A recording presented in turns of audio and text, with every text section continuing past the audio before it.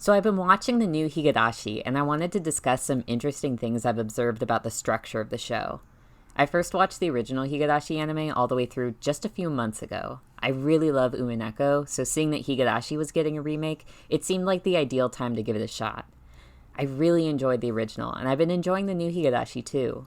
I have no idea what's going on, mystery-wise, but seeing all these scenes reanimated in 2021 is more than satisfying. And watching every arc totally collapse at the end in new, horrifying ways is actually really fun. But there's something a little off about it, at least to me. At first I thought it might be a tonal thing. The show is pretty slow-paced with a mostly barren soundtrack. There's this feeling of almost emptiness I get while watching it, or distance from the characters. But stylistically, it's not too different from the original Higurashi, which didn't leave me feeling nearly as cold. Once I started thinking more about it, it immediately became clear what's probably holding me back. It's about the way the characters are presented to us. Higurashi 2020 undermines the feeling of having an audience surrogate or a consistent point of view character. I'll explain what I mean using the 2006 anime as an example. For the first half of the show, the question arcs, Keiichi is typically the point of view character. He's the newest to Hinamizawa, and he knows the least about its mysteries, and he's the only dude in a mostly female main cast, so he makes for a pretty classic anime protagonist. In the first, second, and third arcs, we're introduced to each new character mostly through his eyes.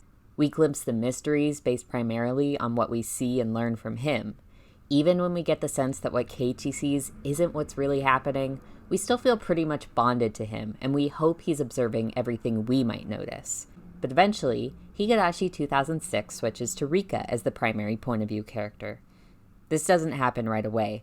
For the next few arcs we get Akasaka, then Shion, then Reina, all giving us new perspectives, showing us things we couldn't get from Keiichi's limited point of view. Something really interesting happens around here. We occasionally do feel like we're returning to Keiichi as a point of view character, or seeing things through his eyes. Very smartly, these arcs also start giving him his own fresh insights that break him out of his narrow point of view.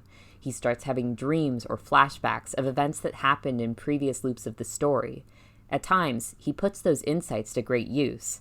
So even though he knows less than we do, as the viewers, there's a sense of solidarity with him anyway, a feeling that he's almost keeping up, because we're all putting our extra insights from multiple time loops to use. It serves its purpose plot-wise, but I think this twist is a pretty brilliant structural solution, because it extends Keiichi's ability to act as a relatable protagonist. Let's step back for a sec to talk about point of view characters. Having a coherent point of view character, that one character in your cast that the audience feels is taking the journey with them, means you have to be thoughtful about what information is shared between audience and character.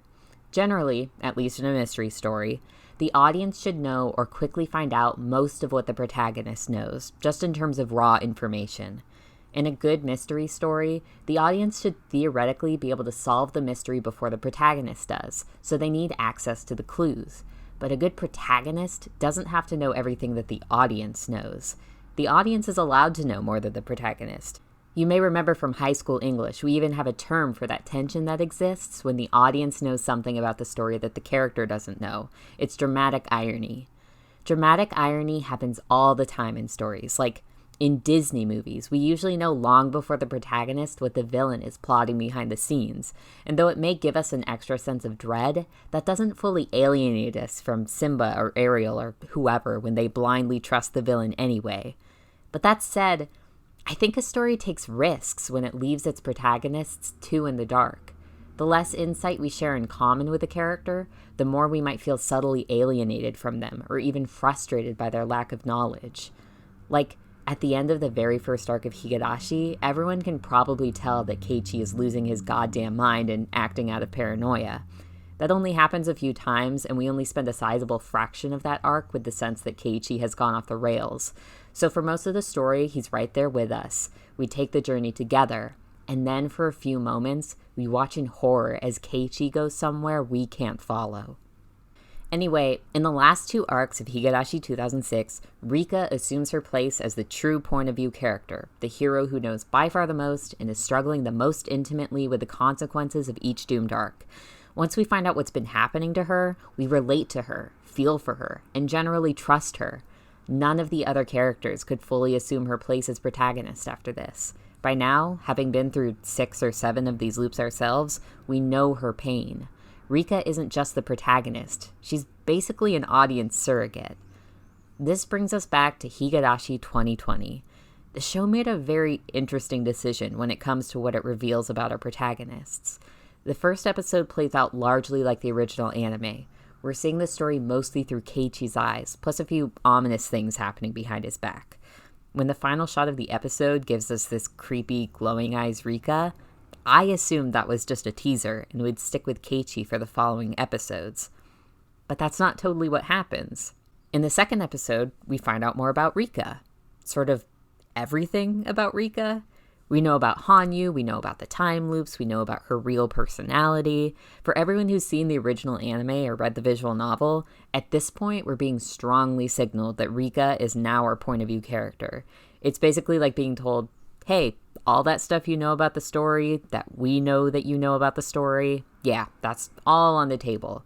Don't bother seeing it through fresh eyes, you can jump forward 50 episodes worth of knowledge. Rika's right there with you. But then she's not. We just go right back to Keiichi and watching the show play out with him as the protagonist. For the rest of the first half of the show, we never really find out what Rika's thinking. But the genie's already out of the bottle. We know about Rika, we know about the time loops. To borrow an Umineko-ism, we know who the real detective is. It's difficult to attach to Keiichi after that. And that's why the first half of the new Higurashi anime feels so empty, so lonely. The show pulled back the curtain to reveal its true protagonist, and then took her away, sticking us with the guy who's experiencing everything for the first time. The show felt bleak to me, because it was hard to feel like I was on stage with Keiichi. I wasn't even watching him from the front row. For the better part of 13 episodes, I was seated all the way in the back, watching the show play out from a huge distance, guided by characters who just don't share my perspective, knowing full well that this little girl who knows exactly what I'm thinking is just inaccessible. Okay, so all this sounds like criticism, and when I originally made this observation, it sort of was. I felt like the show made a really strange narrative choice at the expense of a feeling of cohesion. But bear with me, because my perspective on this totally changed. So after this, episode 14 happens. In this episode, we finally return to Rika's perspective. We get confirmation that for the last 4 loops, she's been subtly influencing things to try to produce a positive outcome. But of course, she's failed every time, and by the end of every arc, most or all of the main characters still wind up dead. And then we get this. Rika wakes up from another loop to realize in horror that she remembers who killed her, that she no longer forgets the most brutal and tragic moments of her previous loop. It turns out, Hanyu used the last of her powers to give Rika the ability to remember. Hanyu, who is only a lingering trace of her former self, who hasn't been able to join Rika in the real world or keep her company through these brutal time loops. She gifts Rika the ability to solve the mystery for herself, and then she starts to disappear. Rika laments that she's not this little girl she used to be anymore. She can't go back to her 100 years of suffering. She was only able to get through this the first time because of Hanyu. Now, as Hanyu starts to fade and Rika has to face the fresh trauma of remembering repeated deaths, she completely breaks down. Guys, this scene hit me hard. I'm a sensitive person, I'll admit that, but this is the most depressed I've ever felt watching Higurashi. I really, really feel for Rika's loneliness and hopelessness here, and I think part of the reason is because I've been alone this whole time too. Okay, so it wasn't loop upon loop of watching my friends die right in front of me while I stay in the body of a child, but still, it was an extended period of watching bad things happen to characters I like while swallowing this weird feeling of isolation. It was depressing, and it completely 100% primed me to empathize with Rika here. She's like the most bleak Sisyphean archetype, and I feel it. That's what this bait and switch did to me. It gave me just a small taste of Rika's new reality. Higurashi no Nakokora ni Go gives us 12 full episodes of little to no contact with our audience surrogate would-be point-of-view character. And the sense of loneliness this creates allows us to fully empathize with her struggle. Okay, granted, I don't know whether the show set things up this way on purpose to produce the exact effect I'm describing, but I love this sort of thing. I love it. I love it when a narrative makes a really weird choice that winds up having a cool, totally fitting effect. I love that. I love it so much, I made a whole video about it. I hope you've enjoyed listening.